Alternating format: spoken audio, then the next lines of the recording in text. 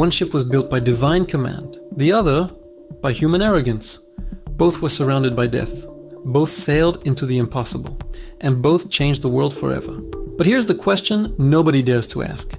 Which one was the greatest ship in the history of existence? Noah's Ark versus the Titanic. Stay with me, because by the end of this video, you will never think about those ships the same way again. Welcome to BizarreVersus. You already know the Titanic, the unsinkable ship that sank on its maiden voyage. The greatest maritime disaster in modern history. 1,500 people dead. An iceberg, a night the world will never forget. But Noah's Ark? That's a different kind of story altogether.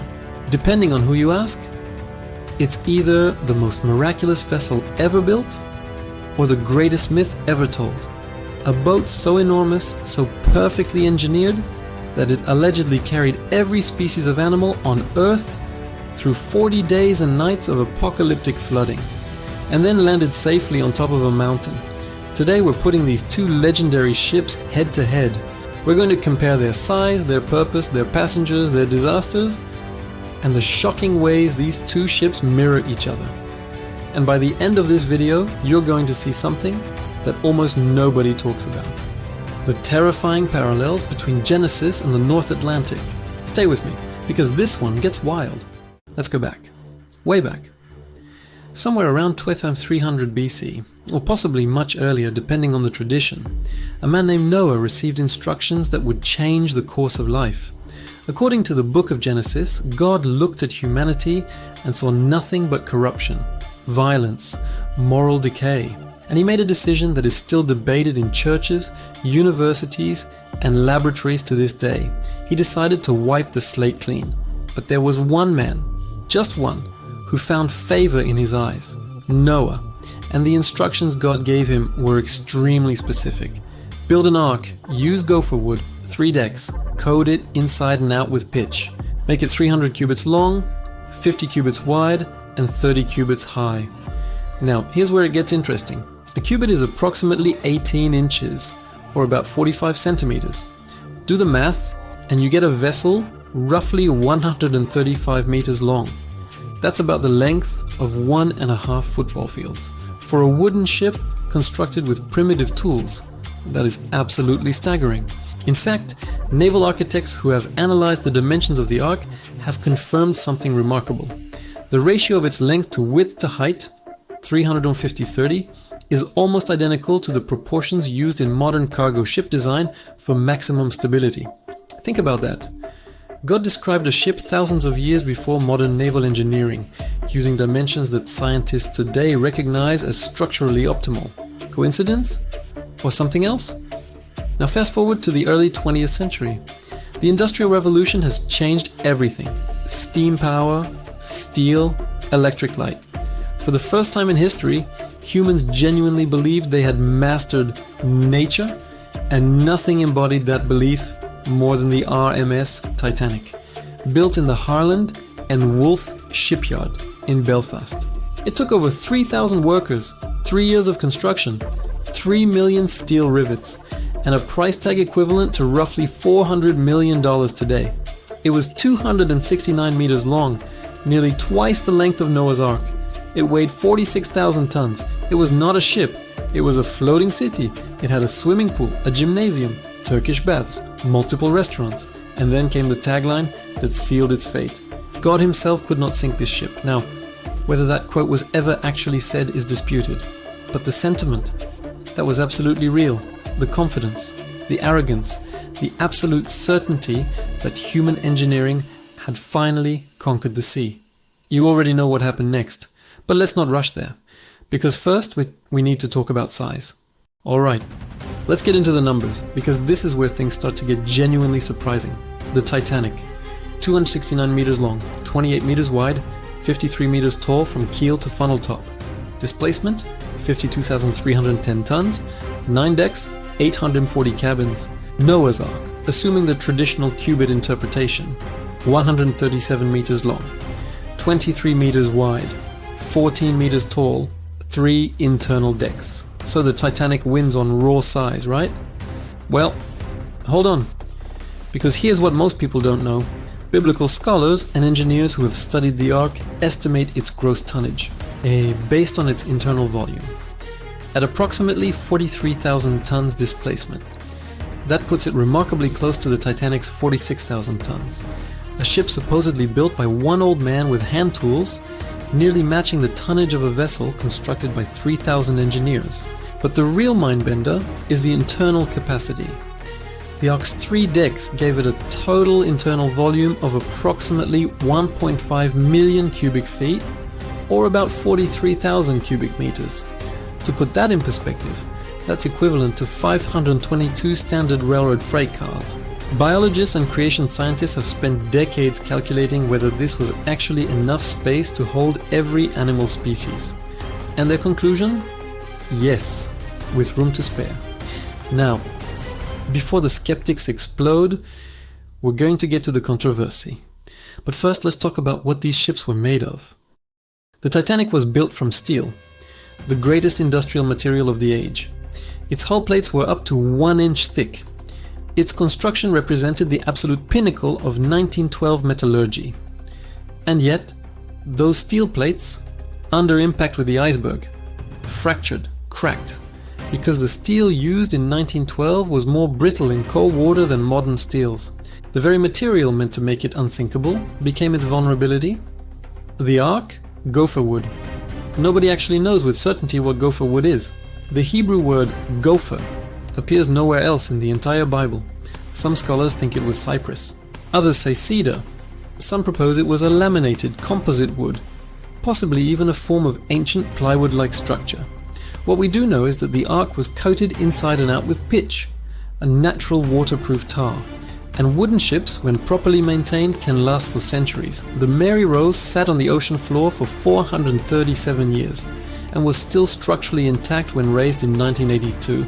So which material was truly superior? The answer might actually be wood, and that should make you think. Now let's talk about who and what was on board. The Ark, every soul on earth. According to Genesis, the passenger list for Noah's Ark was the most extraordinary in the history of transportation. Noah, his wife, his 3 sons, Shem, Ham, and Japheth, their wives, 8 human souls total. And then every kind of animal on earth, 7 pairs of every clean animal, 1 pair of every unclean animal, 7 pairs of every bird. The mission was not survival. It was the continuation of all life on the planet. Think about the weight of that for a moment. 8 people, responsible for rebuilding human civilization, responsible for the survival of every species. No GPS, no weather forecast, no engine, just wood, pitch, and faith. The psychological pressure alone would have been unimaginable. And here's a detail that almost never gets discussed. According to the timeline in Genesis, Noah and his family were on that boat for over a year, not 40 days and nights. That was just the rain. The actual voyage lasted approximately 370 days before they could disembark on dry land. 370 days, on a wooden boat, with every animal on earth, whatever you believe about the story. The narrative detail is absolutely astonishing. The Titanic, society in miniature. The Titanic carried 2,224 people on its maiden voyage. But the most important thing about those 2,224 people is this. They were divided. First class, second class, third class. 3 completely different worlds on one ship. First class passengers paid the equivalent of $100,000 in today's money for their tickets. They dined on oysters, salmon, roasted squab, lamb with mint sauce, and chocolate eclairs. Their cabins had private promenades, fireplaces, and 4-poster beds. Third class, the immigrants fleeing poverty in Europe, hoping for a new life in America, slept in shared berths in the lower decks. They paid around $35 in today's money. They ate simple but decent food. Most of them had never seen luxury like what existed above. When disaster struck, those class divisions became death sentences. First-class passengers had a survival rate of approximately 62%. Second class, 41%. Third class, just 25%. The Titanic wasn't just a ship. It was a mirror, a perfect reflection of Edwardian society.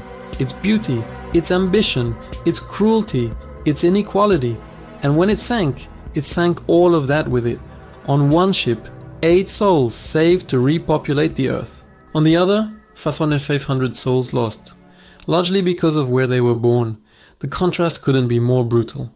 Now, the part you've been waiting for, the flood, when the world ended. Try to imagine it.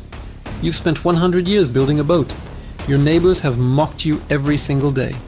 You've told them what's coming and not a single person believed you. And then one morning, the sky changes. It begins slowly, a drizzle, then rain, then something nobody had ever seen before. Rain that doesn't stop. According to Genesis, the fountains of the great deep burst forth, suggesting not just rain from above, but geological catastrophe from below, eruptions, tectonic shifts, the ground splitting open and releasing subterranean water reserves. For 40 days and 40 nights, the skies opened, the waters rose, fields disappeared, then villages, then mountains, until there was nothing left, nothing, except water in every direction as far as any eye could see. And inside the ark, 8 people, surrounded by the sounds of a dying world. Animals, restless in the dark. The smell of wet wood and animal fear. The groaning of the hull as waves the size of hills crashed against it. Noah's Ark didn't have a rudder. Did you know that? It wasn't steered. It was surrendered. Completely given over to the mercy of the waters. That detail, a ship with no steering mechanism, has fascinated naval engineers for decades. Because in open ocean, a rudderless vessel will naturally orient itself sideways to the waves, which is actually the safest position during a storm. Was that intentional design or divine guidance? You decide. It's one of the most famous nights in history, and it still gives people chills. Sunday, April 14th, 1912. The Titanic is 4 days into its maiden voyage. The sea is unusually calm, mirror flat. The sky is cloudless. The stars are brilliant. And somewhere ahead in the darkness, there is an iceberg. The warnings had come. 6 separate iceberg warnings had been received by the Titanic's wireless operators that day. Some were posted, some were ignored. The captain, Edward Smith, chose to maintain full speed, 22.5 knots through ice-infested waters. Why? Because the White Star Line wanted a record crossing. Because the passengers wanted to arrive on schedule. Because slowing down was not what you did on the greatest ship in the world. At 11:40 p.m., lookout Frederick Fleet spotted the iceberg. He had no binoculars. The binoculars had been locked in a cabinet and the key forgotten on shore. He rang the warning bell. 3 strikes. Bridge. Iceberg right ahead. First Officer Murdoch ordered hard to starboard. Full reverse on the engines. The Titanic turned, but not enough. At 11:40 p.m. and 20 seconds, the iceberg scraped along the starboard side of the hull for approximately 10 seconds. It didn't punch a massive hole. Instead, it buckled the hull plates along a 90-meter stretch, popping rivets and opening narrow seams. Water began pouring in at an estimated rate of 400 tons per minute. The ship that could not be sunk had 2 hours and 40 minutes left to live. What followed was not just a tragedy, it was a symphony of human errors. Not enough lifeboats, the Titanic carried just 20, with capacity for 1,178 people out of 2,224 aboard. And of those 20 lifeboats, many were launched only partially full. Lifeboat number 7 with capacity for 65 launched with just 28 people. By 2:20 a.m. on April 15th, the Titanic, all 46,000 tons of her, was gone. The water temperature was -2 degrees Celsius. Anyone in the water had perhaps 15 minutes before hypothermia made survival impossible. 1,517 people died. The Unsinkable ship had sunk. According to Genesis, after 150 days of flooding, the waters began to recede. On the 17th day of the 7th month, the ark came to rest on the mountains of Ararat. Ararat is a volcanic massif in eastern Turkey that reaches 5,137 meters above sea level. Noah waited. He sent out a raven. It found no land. He sent a dove. It came back with an olive branch. He sent it again. It didn't return. Land. 8 survivors stepped off a wooden boat onto a mountain. Below them, a new world, empty, washed clean, waiting. Now, what about the Ark itself? Where is it? Here's where it gets fascinating. Over the past 150 years, there have been numerous expeditions. Roskovitsky reportedly spotted a structure in 1916. In 2010, explorers claimed to find wood dating back 4,800 years. Is the Ark still up there? Frozen, waiting. The Titanic was found in 1985 by Dr. Robert Ballard, lying in 2 pieces at a depth of 3,800 meters. What they found was heartbreaking. Shoes still paired together on the seabed. A child's doll? A leather suitcase? A White Star Line teacup? The Titanic didn't just teach us about engineering failure. It changed the world. Ships were required to carry enough lifeboats for all. The International Ice Patrol was created and still operates today. 1,117 people died so that the next generation would be safer at sea. Why does the Titanic still captivate us? Because it's not really about a ship. It's about us, our hubris, the moment nature reminded us violently that we don't have everything under control. Okay, here's where this gets really interesting. Because once you start looking for parallels between these two ships, you can't unsee them. Parallel number 1, warnings were ignored. Noah preached for decades warning anyone who would listen that catastrophe was coming. Nobody listened. The world kept partying. The Titanic received 6 iceberg warnings. The captain maintained full speed. Both ships, both disasters, both preceded by warnings that were dismissed. Ask yourself, what warnings are you ignoring right now? Parallel number 2, selective salvation. On the Ark, survival was not random. It was chosen. 8 specific people. On the Titanic, survival was also not random. It was class. In both cases, who survived and who didn't was decided before the disaster even began. One by divine will, one by social hierarchy. Both equally absolute. Parallel number 3, wood versus steel. The Ark was made of humble organic material, wood, and yet it floated. The Titanic was made of the most advanced industrial material, steel, and yet it sank. Nature does not care about your technology. Parallel number 4, both changed everything. After the flood, human civilization restarted from scratch. After the Titanic, international maritime law was rewritten. Both events reset the rules of how humanity relates to the sea. The deepest parallel, faith versus control. Noah had no control. His ship had no rudder, no engine. He surrendered everything, and he survived. The Titanic's crew believed they had total control, and because of that belief, they made decisions that killed 1,517 people. The ship that surrendered control survived. The ship that believed it controlled everything sank. Is that a coincidence or a pattern? Which ship wins? The Titanic was the pinnacle of technology, yet it failed. The Ark, built by one family without experience, completed the most ambitious voyage in history. This contrast forces a question. Is technical mastery the same as true preparedness? The Titanic had every resource, but it wasn't enough. The Ark had faith and wood, and it was exactly enough. Maybe the lesson isn't about ships, but about what we put our trust in. One ship was built by a man who heard a voice the world said didn't exist. The other was built by men who believed they'd become gods.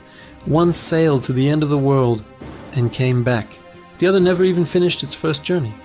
But both of them keep sending us the same message. We are never as in control as we think. If this video made you think, hit that like button.